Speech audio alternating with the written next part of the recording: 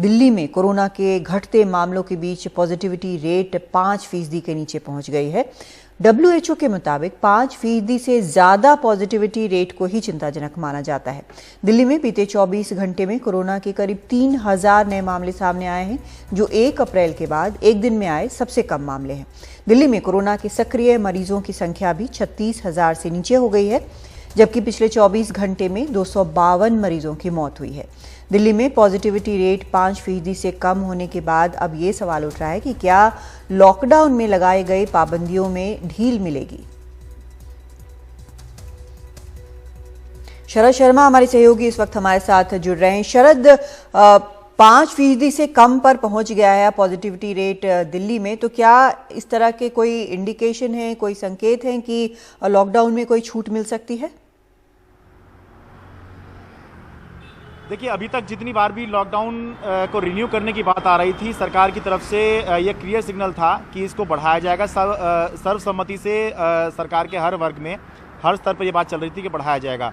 लेकिन ये पहली बार हुआ है अब कि अभी सरकार में कोई एक मत नहीं बन पाया है कि क्या लॉकडाउन बढ़ाया जाएगा या फिर लॉकडाउन हटाया जाएगा। इसलिए अभी संभावना ये मानी जा रही है कि ये हो सकता है कि कुछ छूट सरकार दे दे। पूरा लॉकडाउन एकदम से ना हटाए, क्योंकि लॉकडाउन एकदम से लगाया भी नहीं गया था, इस तरह से एकदम से हटाया भी ना जाए, लेकिन कुछ छूट दे दी जाए, क्योंकि बिल्कुल ही 1 महीने से दिल्ली बंद करके बैठे हुए हैं। काम तो कहीं ना कहीं से शुरू करना होगा, तो ये हो सकता है कि कुछ छूट के साथ दिल्ली फिर से शुरू हो जाए। लेकिन कुछ एक चिंता वाली बात भी है। जहां हमें दिख रहा है कि 5% का पॉजिटिविटी रेट हो गया है, ये अच्छी बात है। जहां 36% पहुंचा था अभी महीने भर पहले 22 अप्रैल को, अब 21 मई को आज जो है 5% से नीचे आ गया है। लेकिन अभी भी एक चिंता की बात है कि दिल्ली के अंदर जो मौत हो रही हैं, वो आज का भी डेटा बता रहा है 252 मौत हुई हैं।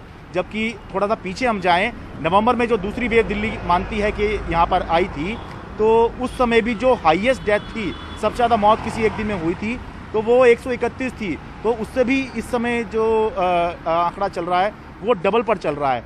तो ये सारी बातें हैं जो फैसला लेते वक्त जो है ध्यान में रखनी होंगी। साथ ही एक और बात ये भी रहेगी कि अभी भी 3000 मामले अगर डेली आ रहे हैं तो ये चिंता का विषय है। तो सड़कें क्या आम लोगों के लिए खोल दी जाएं, तो कहीं ऐसा ना हो जाए कि जो एम्बुलेंस घूमेंगी सड़कों पर, जो मरीजों को ले जा रही हैं अस्पतालों में, कहीं उनके फंसने की स्थिति ना आ जाए।